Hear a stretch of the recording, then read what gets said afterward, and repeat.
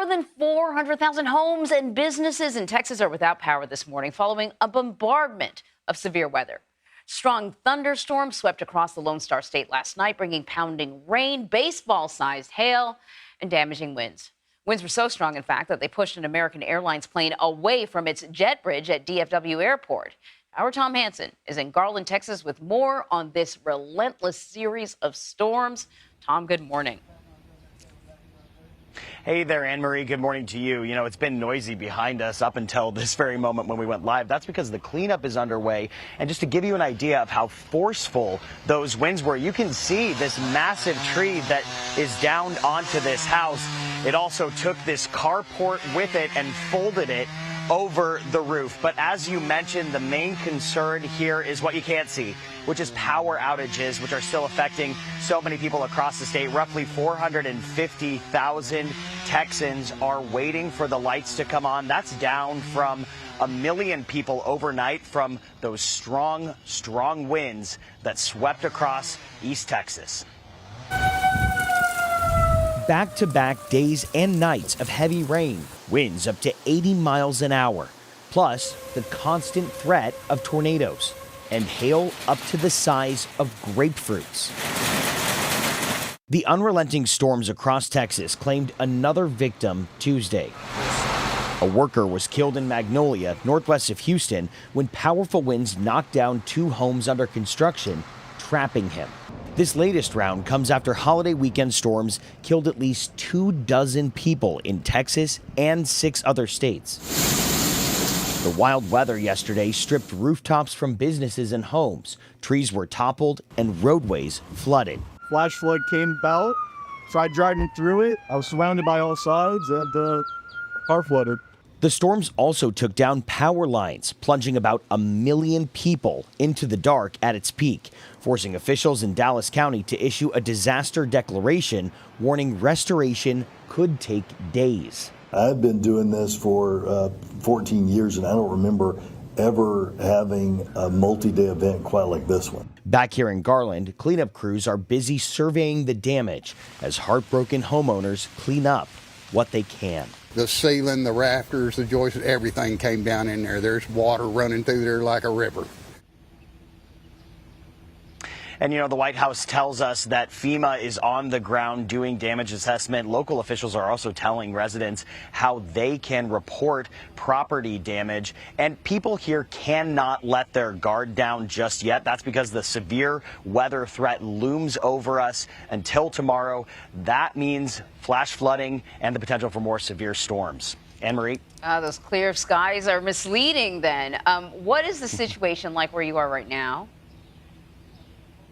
Yeah, I mean, as I mentioned, cleanup is underway. You know, the damage here in this neighborhood is pretty sporadic, but what we've seen for the most part are downed trees and that power outage concern. You know, doing the math here, Anne-Marie, we're in Texas. We're heading into the summer. It is hot day after day here. And so for people to be without power, that means being without air conditioning. That's a huge concern for the residents that we've spoken to. Now, the good news is the lights are coming on in this neighborhood. One resident that we spoke to across the street tells us that he got power late into the night last night, but this house, not so lucky. So, you mentioned that storms are on their way again in Texas. Texas is a big state. I'm wondering if they're getting any more sort of precise information, any ability to prepare for where the worst of it may hit. Yeah, you know, the worst of it is expected in North Texas. But as you know, severe weather is pretty unpredictable. And when you factor in strong winds like what we saw, it caught people here off guard. Also, the possibility of flash flooding, that can happen in a moment's notice. And tornadoes, also very unpredictable. So people are bracing for that impact. As you know, Anne-Marie, over the weekend we saw a ton of severe weather in the northern part of the state where the worst of that weather system is supposed to hit. In Valley View, we saw several deaths after tornadoes swept through the area. Fortunately for the people here in Garland, though, the weather was not as severe as that. So what we saw here was mainly property damage, not many injuries, if any injuries at all, and certainly no deaths. So for now, people bracing for impact, but they're lucky here in Garland, and they've told me that.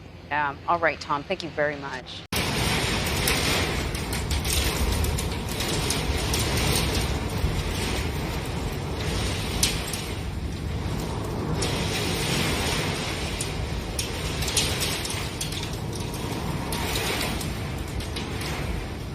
got pretty dark pretty quick.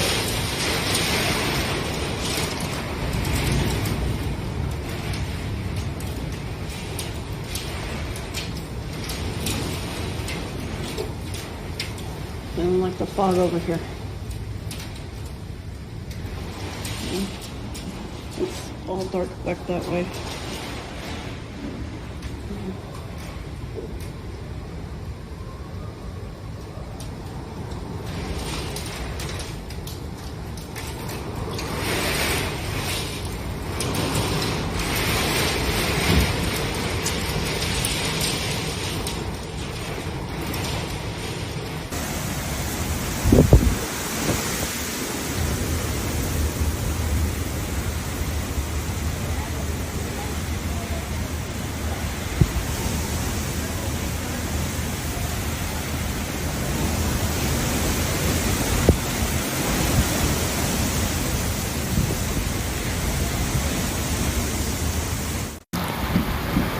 How do you get him out? Windshield?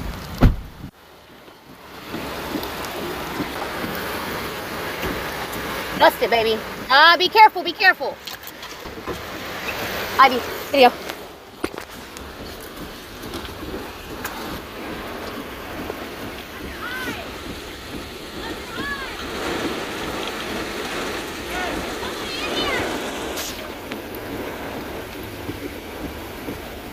Hey, call 911, Ivy.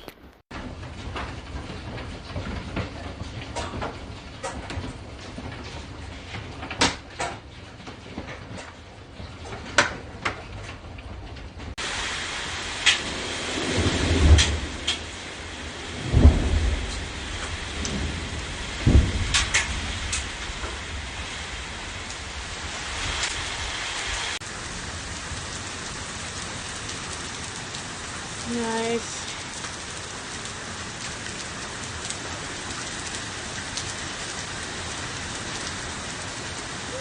You got hail. I think I watered my yard yesterday.